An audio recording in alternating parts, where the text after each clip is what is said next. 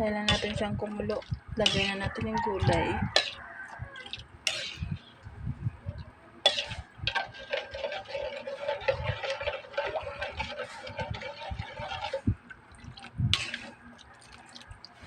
Ganito din ba kayo magulay, guys? Napakulaan mo na yung gata.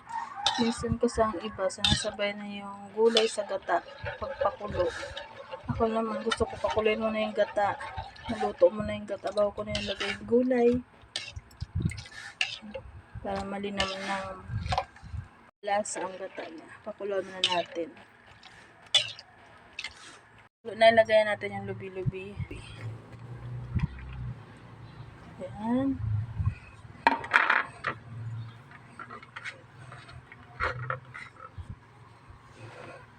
Lubi-lubi, hindi ko alam kung anong Tagalog nito. Alam ko lang lubi-lubi yung tawag niya. Dito sa Bicol.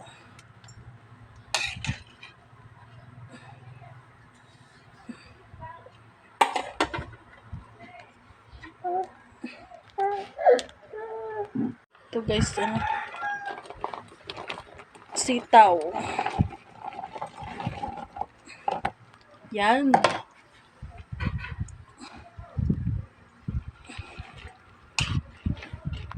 Sitaw and lubi-lubi. Pinaghalo kong dalawa.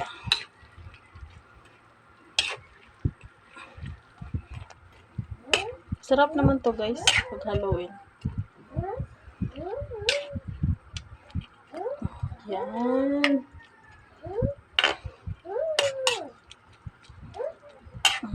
Ayan. Tapos lalagay ko na itong tinapa. Yun. Para abang nagkukulo siya, lasa na. Hintayin lang natin siyang maluto.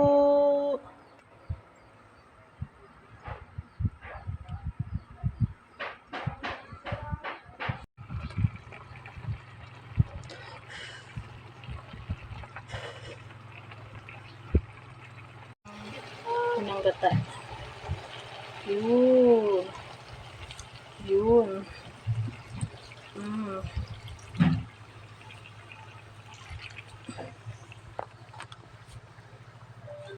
Magic. Yun.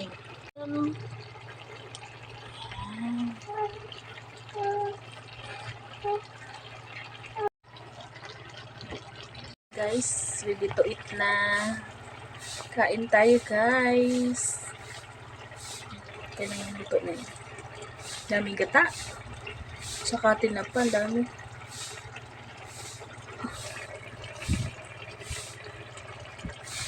Hi guys. Na ako na gulay. Kain na po tayo. Gulay. Kain po tayo ng maraming gulay. Ang aking bata, ang galing sa gulay. Lubi-lubi at saka sitaw. Ang ulam ni Bebe Teo. Siya po ay magdadalawang taon pala, pero magaling na kumain ng gulay.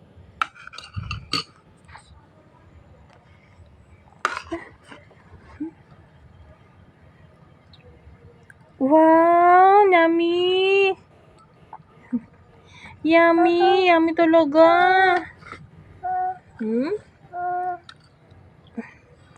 Wow! Kain po kayo guys ng gulay. Tulad ni Teo, magaling kumain ng gulay.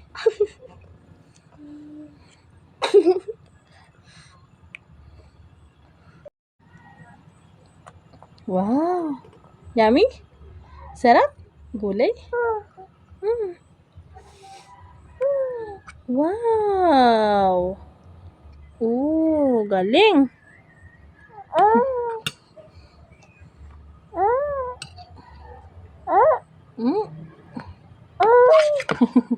Ayaw pa kuha. Ayan na. Sitaw na may lubi-lubi. Galing kumain ng gulay eh.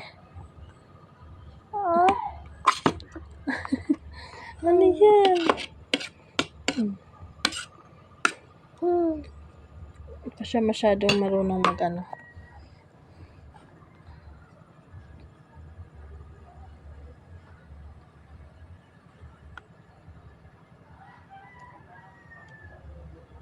Wow! Sarap. Galing naman. Sarap naman magluto ng mama ng gulay na. Gusto pa? Gulay pa? Gulay pa. Ikaw ba mag-uubos ng gulay? Uubusin mo to? Oo. Ubusin ma? Po? Opo. Galing naman. Mm. Okay.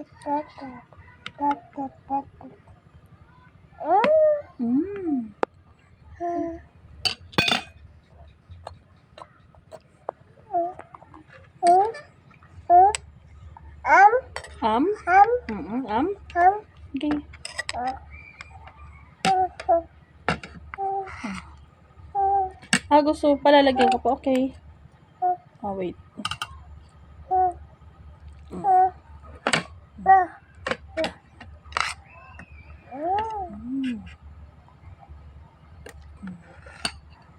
Sarap.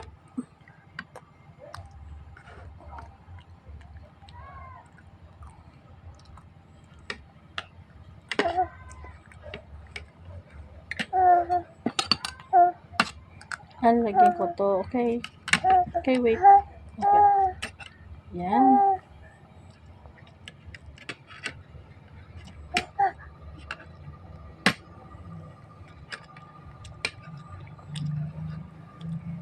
Kaya talaga mag-try mag-kutsara at tinidor. Ayaw mo naman maliit na kutsara. Ito mo malaki. Galing! Sarap? Yummy? Gulay pa daw.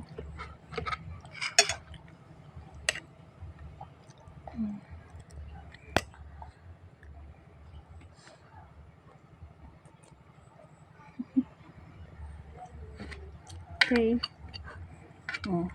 Hinap mo na yan. Okay, go.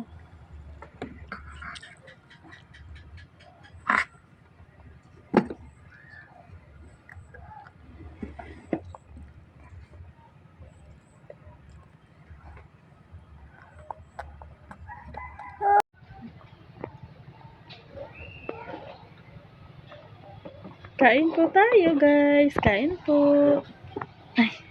Kain po. Kain.